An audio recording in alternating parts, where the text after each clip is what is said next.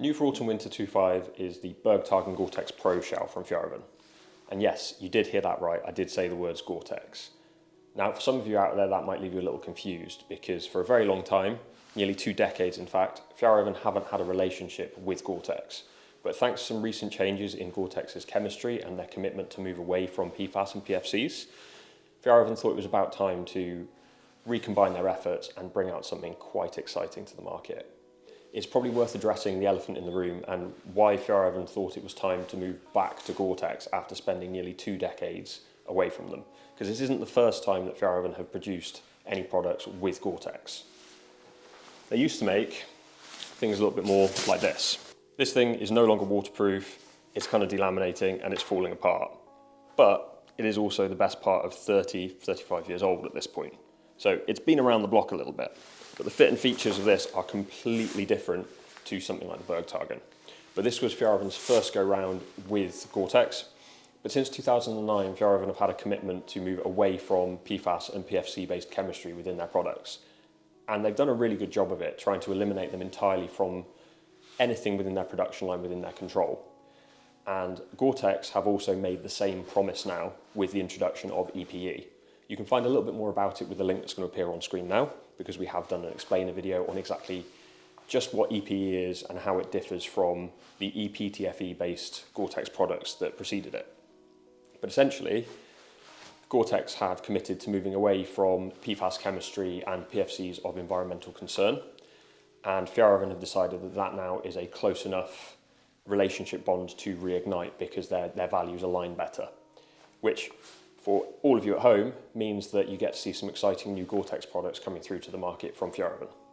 Now here at Trekitt we have decided to focus on their Bergtagen range, which we've got in both men's and women's in a variety of colours. So in the men's we do it in the black that I'm wearing here, mountain blue and in the orange as well.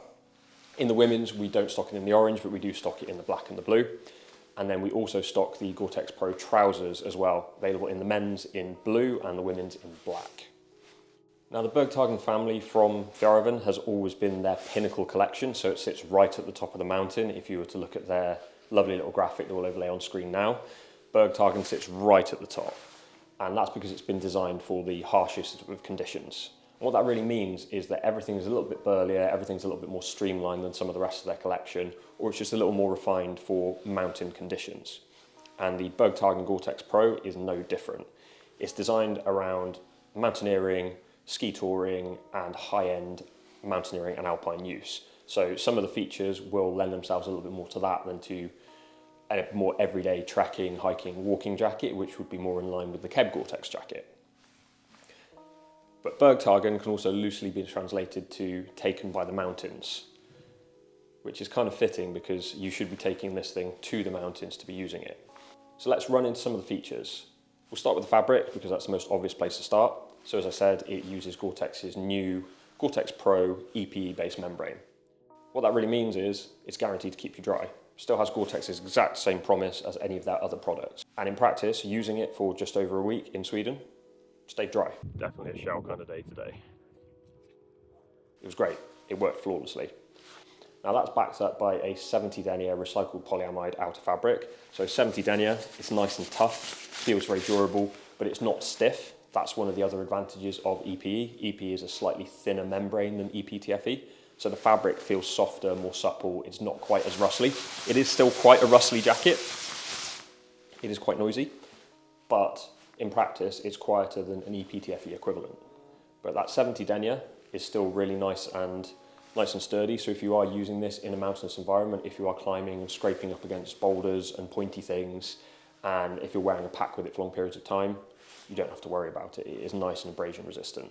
Now, if we carry on with the features, we'll start at the top and we'll work our way down. So the hood, you might think, is kind of massive. And there's very good reason for that. It is fully helmet compatible, but it's also got 3 points of adjustment. So it will cinch down fully to be head compatible. And that's the way that I used it most because I needed it back in Sweden.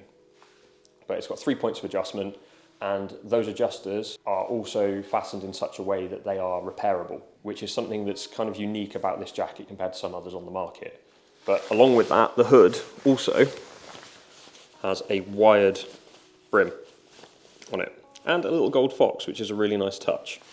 Moving further down the jacket, you get a nice fleece-lined chin guard on the inside here and a nice high seat to the zip when it's fully closed. That zip is a two-way YKK AquaGuard zipper, so you can run it over a harness, so this jacket is fully harness compatible as well. All of the pockets, vents and zips are designed around harness use, whether that be a climbing harness or, in the case that I used it, a rucksack harness as well. So everything is still accessible. You've got two twin Napoleon pockets, again with YKK AquaGuard zippers. Wouldn't recommend keeping electronics in an external pocket because there is a chance that moisture ingress will happen. So any valuable electronics we'd recommend keeping in your mid layer, in your pack or in a dry bag. But for compasses, other small items that can interact with a little bit of moisture, should the worst happen, you do have little organizer pockets on the inside. Just on the one side, the other one is just an open pocket. But they're nice big pockets that are big enough to take an OS mat, gloves, a beanie, any accessories that you need, and that's really useful because they're accessible with or without a harness on.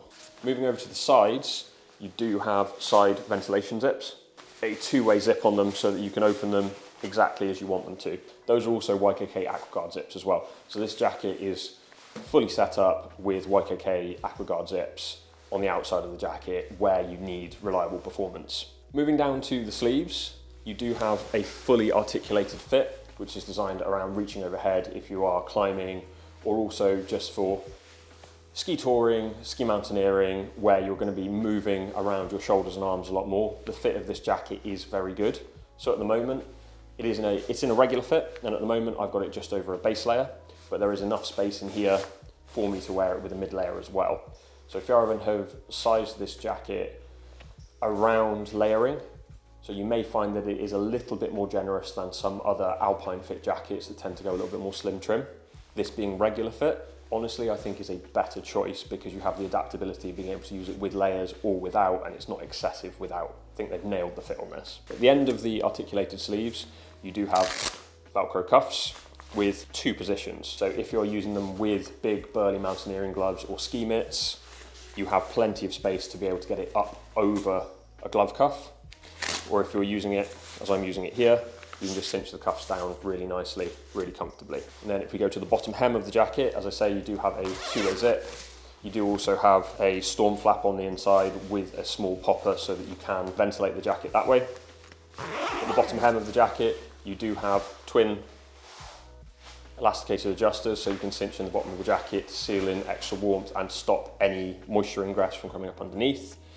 This jacket, whilst you can use it for ski touring, doesn't have a dedicated snow skirt inside it, so do bear that in mind if you're using this version of the Bergtagen to go ski touring. But all of this, with that bottom hem as well, is all tied in with repairability in mind. The elastic shock cord is tied in around a fixed point here.